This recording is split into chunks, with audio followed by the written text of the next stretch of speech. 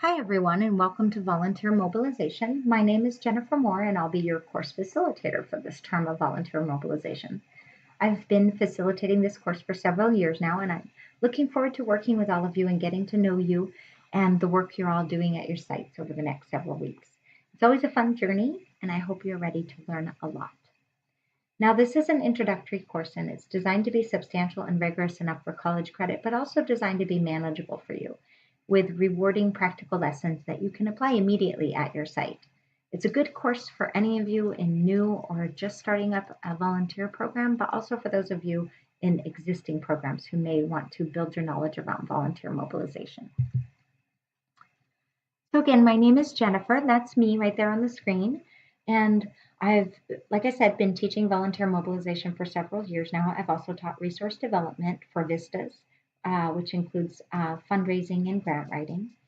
And I have a professional background in nonprofits and universities, working with students on things like service trips, service learning, student groups and organizations on fundraising and recruitment, and in nonprofits, mostly in the arts, in volunteer management, fundraising, event planning, etc.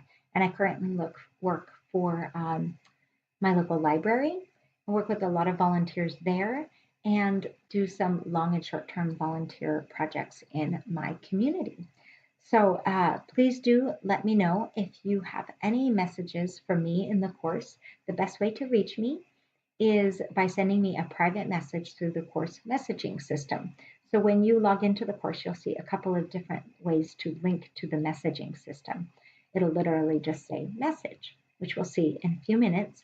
And you can just click that and select my name and send me a private message.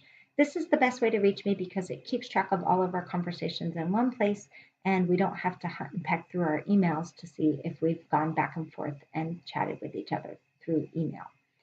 Now, you can also post in the course discussion forum, which is a public forum that everyone in the class can access, only people in the class, not anyone outside of the class, but everyone can see that. You'll see that I will post a lot in the course discussion forums with different discussion prompts and additional information on each module's assignments. Please feel free, though, to post questions there that you feel the answers may benefit the whole class. It's always a good idea to share that kind of knowledge and those kinds of questions. We also have a chat function in the course, which honestly I've only used once very early on in the course. I am open to chatting online if that's something that you want to do or need to do to communicate. I've also used Google Hangouts to chat with students as well. So that's fine if that's something that you'd like to do, just let me know. I also regularly hold conference calls, which are completely optional, but are a good way to just sort of listen in, see if anybody else has questions, get some guidance on the week's assignments. I will post the schedule for those conference calls in the News from Your Facilitator forum, which you will see in the class, and you should receive via email also. And you can always schedule a one-on-one call with me if that's something that you'd like to do. I tend to touch base with students once or twice through email if they have some specific question about how to approach the work or issues at their site. That's totally great. So please feel free to let me know if you'd like to schedule a one-on-one phone call. Some of our objectives in this session are getting to know me, which we've done so far. You'll see more of me in the course discussion or the introduction forum this week, where you post your bios and your introduction. I'll have some information posted there, and you can also visit my profile to learn more about me. We'll also get to understand the core concepts behind the volunteer mobilization course in this brief video. Hopefully you'll be more comfortable navigating the course after watching this video, and you'll be aware of upcoming assignments and readings that we have, the first few, especially for this week. Okay, so I want you to be sure to keep in mind that this course should be an open learning community, and I want everyone to feel comfortable asking questions, getting advice on challenges at their site and problem solving. But in order to facilitate that, we need to make sure that everyone is respectful of each other's confidentiality. So be careful if you discuss anything about the course with anyone outside the class, that you respect each other's confidentiality. And I know you've all heard about the Hatch Act, and I just want to give you a quick reminder that you'll want to abide by the Hatch Act while participating in the course. So please do refrain from discussing partisan politics. Okay, so this is what the course looks like. If you visited the course website already, which I'm assuming since you've accessed this video, you would have, you should have seen this view of the course. This is the main course panel. And then I've also I've gone ahead and set my cursor over this drop-down menu so you can see what's in the drop-down menu in case you haven't had a chance to check that out yet. In the main course panel, you'll be able to access things like all of the discussion forums, news from me, which are very, very important. You should always read those announcements because that is basically how I'm going to guide you through the class week by week. Any technical questions you might have about how the class functions or any of the programs, software that you need for the class can be posted in technical questions. And course discussion, I mentioned a minute ago, I'll be using that to communicate more about the course concepts and also to hopefully start some discussions. And you can use that as well to post any general questions that you think the class might benefit from. Here's one way that you can click on a messaging function to message me in the class. Up here in this course menu, it's a drop-down menu where you'll be able to access a list of everyone in the class in case you do want to check out people's profiles or send people private messages, including myself. You can look at your grades. You can see all of the assignments in the class in a sort of a one-page view, and then quizzes are down here. So keep in mind that these quizzes are intermingled with the assignments in terms of due dates. There's 3 quizzes and many assignments. So don't forget about the quizzes if you're using this drop-down menu as your primary mode of navigation throughout the class. You can access your certificate at the end of class. That will, if you do pass the class, you'll be awarded a certificate of completion that will be available there. This is another way to get to the chat function. Again, if you want to do that, let me know ahead of time and we can set that up. This is all the forums, which are these. So there's another place to get to them. The questionnaires are, for each module, we ask you to provide us feedback on how we can improve or what you've learned and what you liked best about the module. And then again, this is the quizzes. And then all of our resources. So that includes things like all of our required and supplementary readings and the course syllabus, which I'd like to go through with you for just a minute. So volunteer mobilization syllabus describes the class and lays out what's necessary to complete the class. It is a 10-week online course. Keep in mind that as an online course, you are expected to do most of your communication through writing, so do make sure that you're communicating with me as much as you need to in terms of letting me know about your schedule, what's happening with your assignments, if you have questions, etc. And then also keep in mind that we want to sort of stay on track on that 10-week schedule.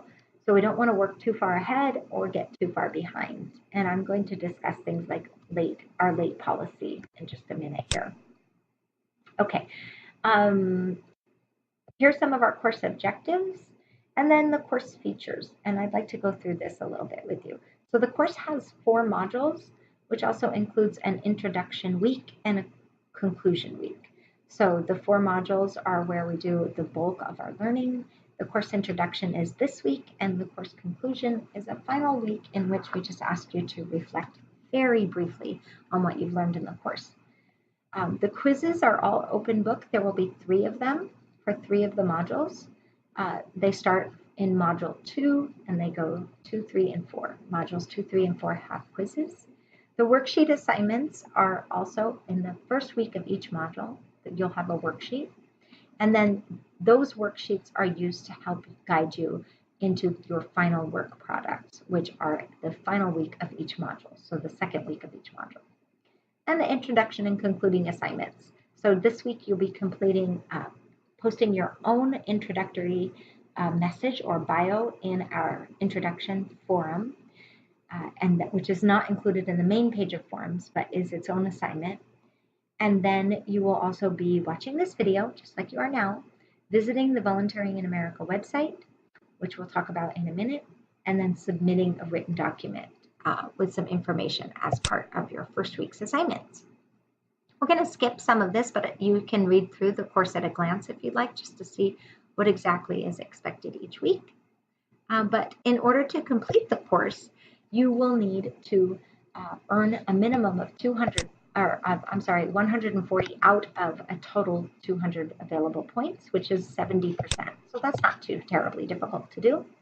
I can help keep you on track and keep reminding you. You'll see lots of reminders from me. If I don't see assignments being turned in, I'll sort of prod you along and see how we're doing. And if you need any help, we can always work through things together.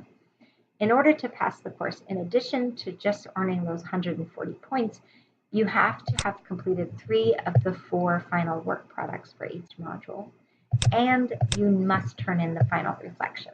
So even if you got all this other stuff done and you don't turn in the final reflection, you won't pass the course. Okay, obviously, as part of an online course, we expect you to read all the required readings and then complete all of the assignments on schedule.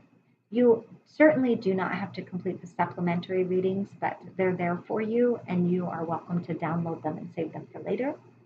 If you have any questions at all, please let me know. That could be about the assignments, how to approach the assignments, etc. I will be reading your assignments individually, responding to you with feedback on every single assignment that you turn in. And I will answer specific questions within 48 hours, but usually more like 24 hours if you post a message in the forums or if you message me privately. Again, these are some of the ways that you can communicate. If you have to email me, for example, if you need to send me an attachment for some reason, which you shouldn't usually need to do, you can email me, but it's best to avoid that and use the course if possible. Okay, all the course assignments are turned in through the course portal, so there's no need to email me a separate attachment of anything unless I ask you to. Okay, this is an important piece of the class, academic integrity and honesty, so we just want to make sure that all the work that is submitted in the class is your own original work that you've created just for this class, and that you're not submitting anything that is already in use at your site. That includes just copy and pasting anything that pieces of information that you're currently using at your site, like a recruitment message or a mission statement or something like that. Please write everything original for the class. And then again, some guidelines on course conduct. Participation, we want you to actively participate in the class. So be logging in, be checking the forums, be responding to any kinds of questions from me, or if I remind you of something, please let me know if you've gotten my messages. And let me know if for some reason in the first couple of weeks of the class you do need to drop. If you let me know within the first 2 weeks of class that you feel like the class is not going to fit into your schedule or it's not going to work for you to take it at this time, we can still add people from a wait list. So that would be really helpful if you could try to evaluate that and let me know as soon as possible. Assignments are always due the Sunday of each week at 11 p.m. Pacific time, which is our server time because we're on the West Coast.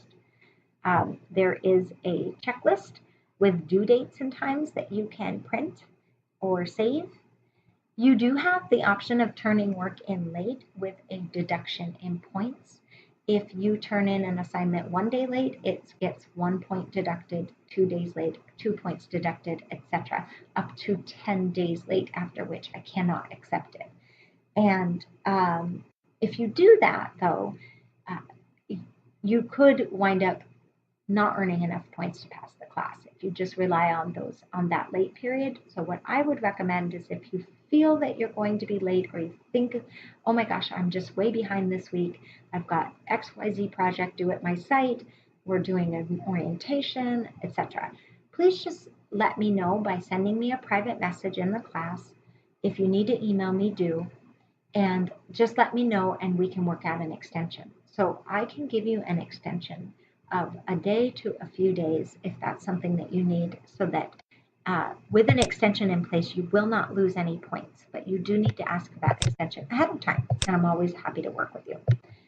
Okay, in addition to the technical requirements listed in the syllabus, I wanted to mention that you do need to have some sort of word processing program. It's not possible to complete the class without using some sort of word processing program. So if you do not have access to Microsoft Word, then you are going to need, or a compatible program, you are going to need to either use an online program like Google Docs or Word Online, or you're going to need to get software like OpenOffice, which is a freeware that mimics Microsoft Office Suite. And if you have any questions about things like that, I can help you find the right software for you. Also, if you're using a Macintosh computer for the class, that's great. Just be sure to save all your documents as .docx or .doc and not a Pages document, because I would have to spend time converting, which is not a small task. Okay, I wanted to quickly show you what the course activities checklist looks like, because it gives you a nice, easy way of keeping track of all the assignments in the class. And even though at first you may feel like you're totally on top of it and you're not behind at all, it's easy to sort of get behind or forget to turn something in this class. Sort of maybe just the nature of online classes. So this might help you to print out, to save paper. You can print it double-sided and just check it off as you go. We do have a tracker in the class that should be keeping track of when you turn assignments in and whether or not they've been submitted. So you can look for that too. You can always check your grades and always look at the assignments and make sure that you see that they definitely have been submitted, because sometimes students upload an assignment and don't finish the submission process, and then they think they submitted it and they didn't. So just keep those things in mind. Okay, so moving on from the class navigation, I'd like to talk about some of the topics that we're going to be covering in this introductory week, and then we'll feed into the work that we're doing in our first module on planning and preparing for volunteers. One of the things that we like to discuss is, have you looked at trends in volunteering? And in this video, we're going to look at national trends, but when you visit the Volunteering in America website, which you will do this week as part of this assignment that's due on Sunday, you will be looking up data that corresponds to the same data, but you'll be seeing data on your state, or if you live in a major metropolitan area, you could access data on that area. For example, Los Angeles, Portland have city level data, so you can access that. You're going to look at things like how many people volunteer overall. Well, in the United States, at the last count, which I believe this data is from 2015 or 16, there were 62.8 million volunteers that year throughout the United States. 7.9 billion hours were volunteered at a total monetary value of $184 billion. So we're really doing well with volunteering in the United States. Now, one of the things that you can look at to help you sort of structure your volunteer program, or structure at least your recruitment efforts, is what are the ages of people who are volunteering? Nationally, we see a lot of volunteers in Generation X, a lot of older people volunteering a great many hours, and we do see a lot of millennials getting out there and volunteering. They know that this is the way into the job market these days too, right? So we also see that the Generation X, which is my generation, are out there volunteering a lot because they're homeowners in their community, or they're parents whose children are in local schools, etc. So they have a lot of personal investment in volunteering in their communities. Okay, if you look at your own state and who's volunteering in your own state, this can help guide you. So if you see that a lot of people are a lot of millennials are volunteering, then maybe you should focus your volunteer recruitment on colleges and high schoolers. If you see that a lot of older people are volunteering, maybe you need to be recruiting from organizations like churches and RSVP and other types of organizations where you will find older generations of people. Another trend that you specifically will be looking at for this assignment is the types of organizations people are volunteering in. So if we look nationally, we see that religious organizations have the bulk of volunteers, followed by educational organizations, which makes a lot of sense given people's ties to their communities. Churches and schools often are really great about asking or even requiring volunteer hours, and they've really built it into their culture to expect volunteering from their constituents and their clientele. So keep that in mind. When you look at your own state or your own city, you can see how it compares to the national trends. Okay, and then we're going to look at the activities that people are doing. So what types of activities are people doing in your area? Nationally, most people are volunteering to fundraise. So this has been pretty steady over a few years that fundraising has been the biggest volunteering activity. This could mean something as simple as selling Girl Scout cookies for your kid or participating in a raffle. But it could also mean helping to plan a volunteer auction or something like that, something a little bit more substantial. Collecting and distributing food is also extremely popular. People who are volunteering or helping food banks, Meals on Wheels, community gardens, school gardens, there's so many different ways that that's happening in our communities. And so look at your community, your state, and see what are the top activities that people are interested in doing in your state. Okay, another thing that's nice to know and to keep in the back of your mind while you're thinking about volunteering and volunteer trends is that people who volunteer have a better chance of getting jobs and getting the jobs that they want after they've volunteered. So this is a big motivator for a lot of people. They want to develop skills, they want to gain experience, they want to add to their resume, get letters of recommendation, etc. And then a nice thing to know is that volunteers are twice as likely to give money also. So not just their time, but they're putting their money where their mouth is and they're donating. And that's really great to know and helps us see that the volunteers are really invested in what they're doing in many ways. Okay, so we've looked at volunteer trends, and that's something that you're going to be exploring more in this week. And another thing that we're exploring that's a core piece of this class is volunteer motivations. So I have a list here of some of the reasons that people volunteer, some of the things that motivate a person to volunteer. But you'll have your own, and you can think about what's not on this list that you can think of. But sometimes they fit into sort of these broad categories, like a desire to help others, give back, or to make a difference. A lot of people have a sense of duty and obligation. Some people are just really personally motivated and passionate about a specific cause or mission or organization. A lot of people, once again, are trying to gain work experience or develop new skills. Many people want to make friends, network, or get to know a community, especially a new community. And then some people are trying something new. They just want to branch out and have a new experience, and volunteering is a great way to do that. Some people are trying to use a specific skill set that they don't have an opportunity to use at any other time. For example, I have a volunteer at the library who teaches Excel classes, Microsoft Excel to adults, because he knows Microsoft Excel pretty well and also is invested in learning it and becoming better at it. And so for him, it's a way to practice those two things. And those are his two motivations, to share that specific skill and to develop that specific skill. And a lot of people are just thrilled to volunteer and want to have fun. Hopefully all of us are having fun while we're out there volunteering.